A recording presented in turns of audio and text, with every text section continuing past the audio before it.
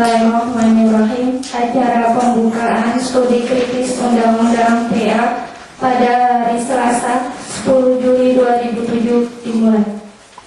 Agar acara kita diberkati oleh Allah Subhanahu wa Ta'ala, marilah kita dengarkan lantunan ayat suci Al-Quran yang akan disampaikan oleh Bapak Nasrul. Warahmatullahi